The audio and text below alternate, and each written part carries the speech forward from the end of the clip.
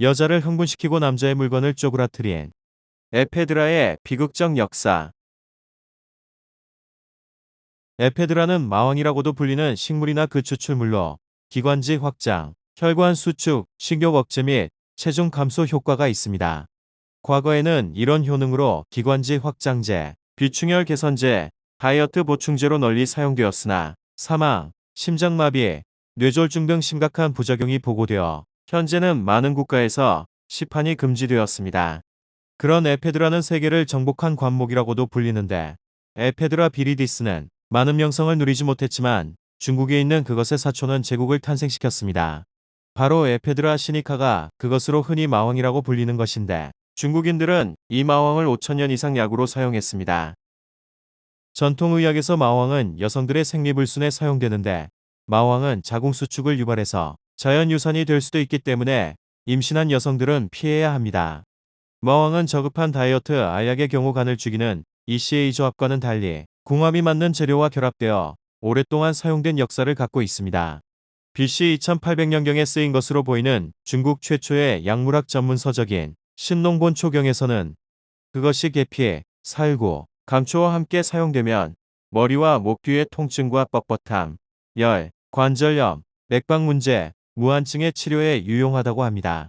마왕은 전통적인 일본 약에도 흔히 사용된 성분이었는데, 사실 1885년에 마왕에서 에페드린을 처음 합성한 사람은 일본인인 나가이 나가요시 교수였습니다. 무해한 식물이 하나의 치명적인 약물이 되는 것을 너무 별것 아닌 것으로 여긴 것인지, 나가요시는 1893년에 마왕에서 에페드린이라는 성분을 추출하는 과정에서 메스암페타민 필로폰을 발견했습니다.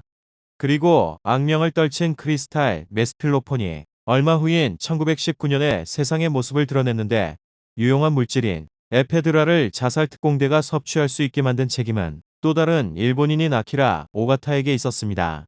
우연하게도 오가타와 나가요시는 베를린에서 같은 학교를 다녔는데, 19세기 후반과 20세기 초의 독일은 많은 꿈에 사로잡힌 야심 많은 나라로 그것을 실현시키려면 엄청난 화학적 에너지가 필요했습니다.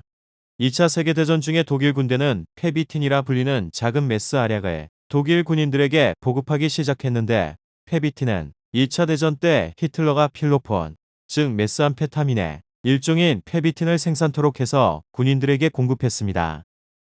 1939년에서 1945년까지 2억 정이 넘는 페비틴이 공급된 것으로 알려져 있는데, 처음 이것은 기동성을 최우선으로 한 전격전에 나선 군인들 가운데 주로 야간 임무를 맡은 조종사들에게 지급되었습니다. 점점 퍼져나가 모든 독일 군인들이 이것과의 달콤한 약속과 사랑에 빠져들었는데, 여기서 울리의 기자가 훗날 노벨 문학상 수상 작가가 되는 하일리 베리 페비틴의 목매다는 모습을 보도한 기사를 소개합니다. 1939년에 폴란드에서 여기 일은 힘듭니다. 편지 한 통을 써보내는데 2에서 4일이 걸리는 것을 곧 이해해 주실 거라고 믿어요. 오늘은 제게 얼마간의 페비틴을 보내주셨으면 해서 편지를 쓰고 있습니다. 사랑해요, 하이니히. 1940년 5월, 여분으로 좀 가지고 있도록 제게 얼마간의 페비틴을 보내주셨으면 합니다. 그리고 2달 후인 1940년 7월에는 이렇게 보냈다.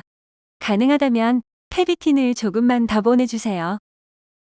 하이니가 독일 국방군에 배치되어 복무하는 동안 부모에게 보낸 서신들로 그는 분명 중독 수준이었는데, 그만 그런 것이 아니라 1940년 4월과 7월 사이에 독일군은 페비틴 3,500만 개를 병사들에게 보급했습니다.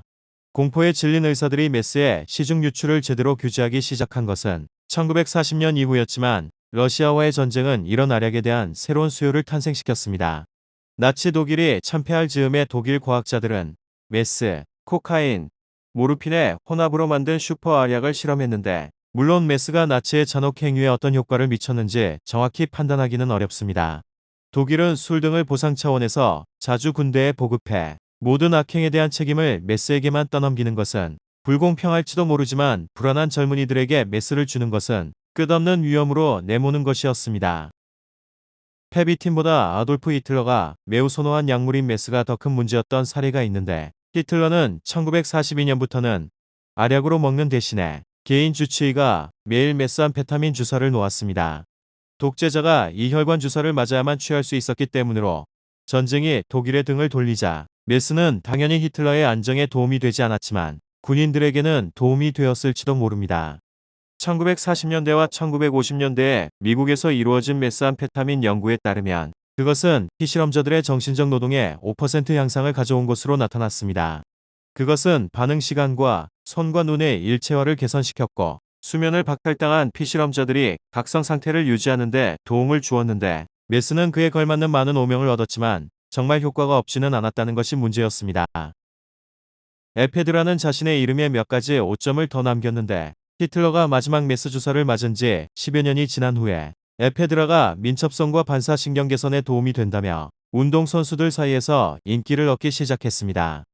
2001년에 전미대학 체육협회에서 한 연구에는 280여만 명의 미국인들이 1999년과 2001년 사이에 운동 능력을 더 향상시키고자 농축된 에페드라 보조제를 먹은 것으로 나타났습니다.